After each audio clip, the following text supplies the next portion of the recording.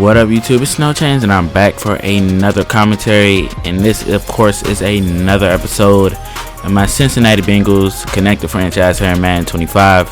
And before we get into this game versus the Buffalo Bills, there are a few things I wanted to look at. Of course, teams are really interested in Clint Boyling. However, I will not be trading him.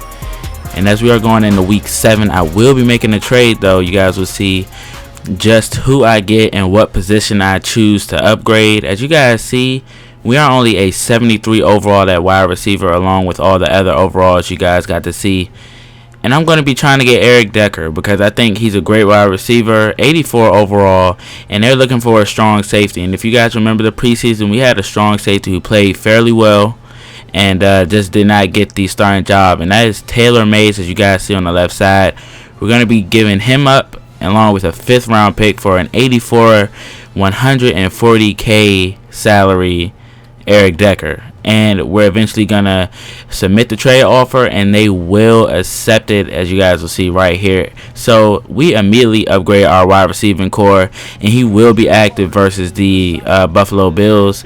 And at the end of the video, depending on how he plays, we're going to see if we want to re-sign him. It is the final year in his contract, of course. So we're going to see if we want to re-sign him and bring him back to Cincinnati, depending on how he fits with our offense. And the reason why I decided to go ahead and get a wide receiver is because you guys know, if you have been watching this series the whole entire way through, our wide receivers have the dropsies, is what I like to call them. They can't hold on to passes, and I think that Eric Decker is a short-handed guy who could play the slot and could line up on the left side, being a number 2 receiver.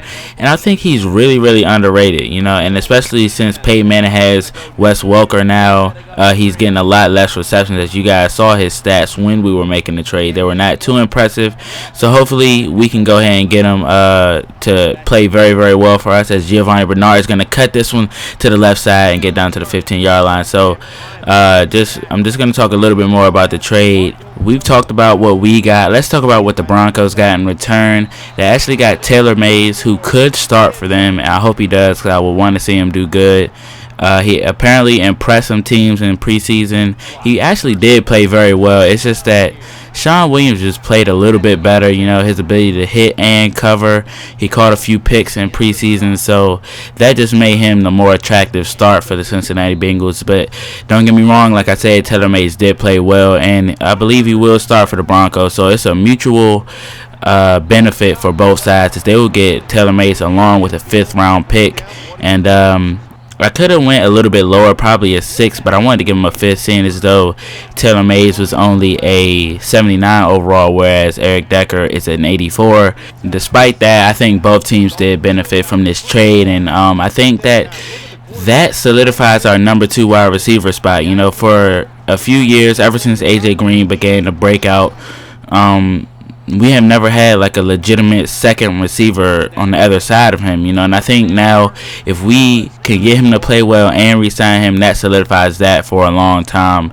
In real life, I'm not sure if that would have been how the Bengals would have went about it. You know, I think they would have drafted somebody to become the number 2 wide receiver, seeing as though that's what Mike Brown likes to do. But of course, this is my owner mode. This is what I would do, as you guys saw in the description. This is what I would do if I were Mike Brown. So had I been him, I would have traded for a number 2 wide receiver a long time ago. But back to commentating this video, we hold a lead 10-0, as they're going to try to fight back and get a very nice 43-yard reception to Brad Smith, and he will take it into Bengals territory, and they're going to hand it off to Fred Jackson. He will be tackled by Sean Williams. Barely tackled him, just tackled him with the tip of his shoulder, really. But CJ Spiller is going to juke his way into the end zone, and that will cut the deficit to 3 instead of 10. So we have to figure out how we want to stop CJ Spiller. I mean, he's one of the most explosive backs in the league, as Eric Decker will get his first reception as a Cincinnati Bengals for 13 yards and the first down. We're going to try to play action, and we're going to dump it off to Giovanni Bernard, and he's going to get at least about 8 yards on that one. We're going to try and go to him again, this time on a screenplay. This time he will not be able to get past that defender, so he will still get the first down though. So on a play action pass, Andy Dalton will be sacked, and that is not what we like to see. We don't allow too many sacks, but when we do, I always get I always get kind of nervous because Andy Dalton seems to fumble out on this game, as you guys are going to find out throughout the rest of the season. I am a few games ahead of what you guys are seeing, only 2 or 3 though, so if you guys give suggestions in the comment section, I can't apply them until like a few more episodes. So that's why I'm trying to push these videos out and catch up to where I am in the season with the videos, if that makes sense, so that if you guys give me suggestions, I can actually apply them and not make you guys wait to see the improvement. But look at that juke move by Giovanni, and he almost could have taken this one back, but he would get stopped at the 25-yard line. And this is where my El Gato started acting weird. You cannot see this play. I'm going to have a look at the replay right here if you guys can see it. Eric Decker will dive for the end zone but will not get it. And here's a replay. I'm not sure why my El Gato does this. It's sort of frustrating as he will dive. But although he did not get the touchdown, he did open the door for Giovanni Bernard to walk into the end zone from the 1-yard line. So the Bengals go up 20-7 going into halftime over this 2-3 Buffalo Bills team. We are dominating them in every major category. And on 2nd down and 4, they're going to hand it off to CJ Spiller. And as you guys know, our rush defense is abysmal. And I think it's Madden because my defensive line is very good. As you guys see, Sean Williams will force the fumble. However, he is out of bounds.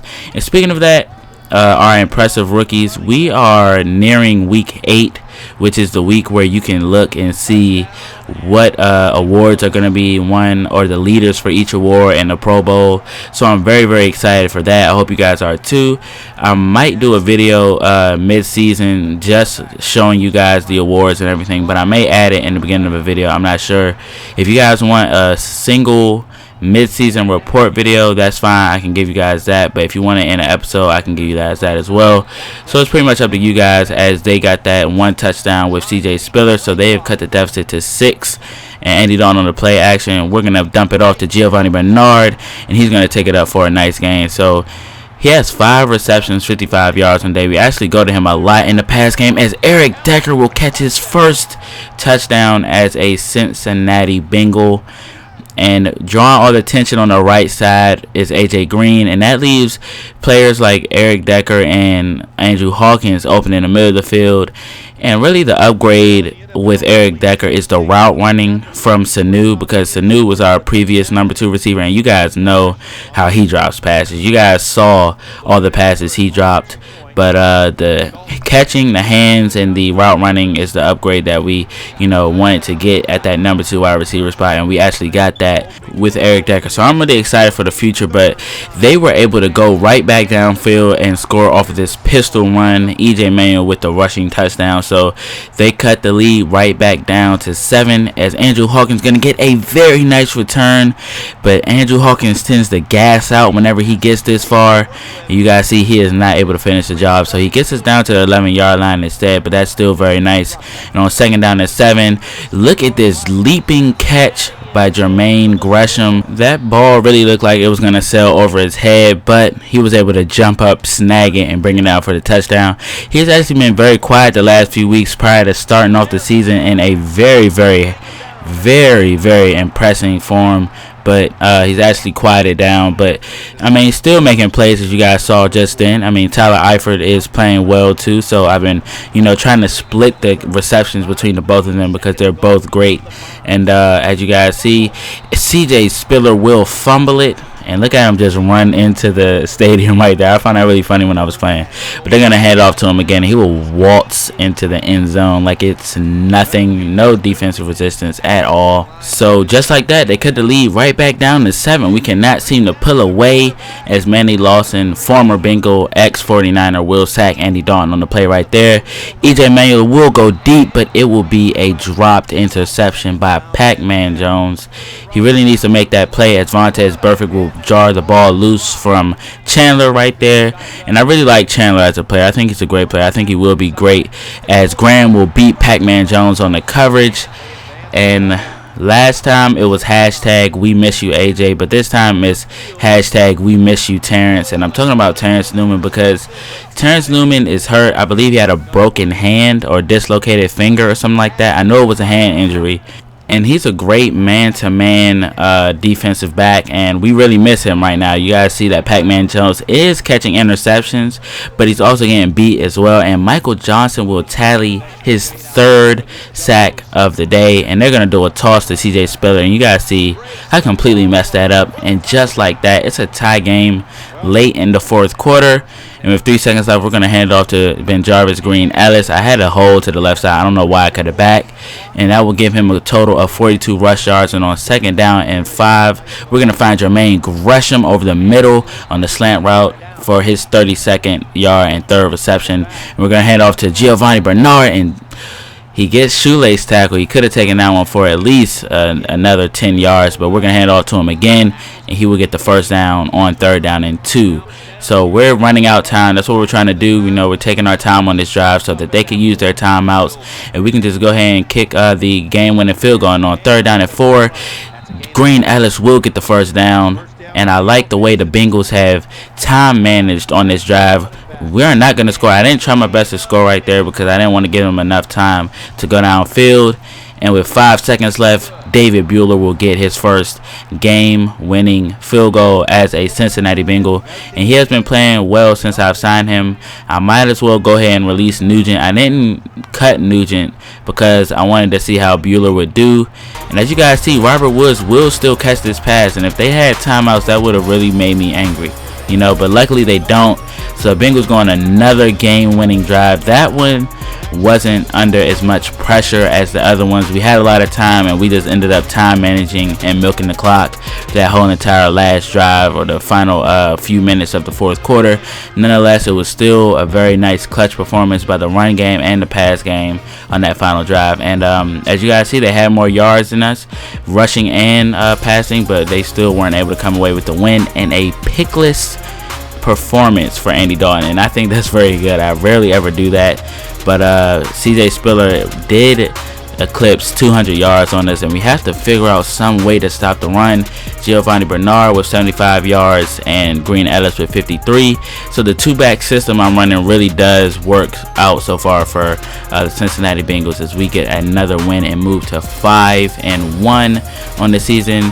And we rebound from that heartbreaking loss to Ryan Mallett and the Patriots in a very, very nice fashion, getting a win. Of course, I thought we were going to come out and play with a chip on our shoulder and go ahead and blow them out, but of course that wasn't the case. They were only 2-3. I thought we could have blown them out, but of course, like I said, that wasn't the case. You guys saw that we had to kick a game-winning field goal on them.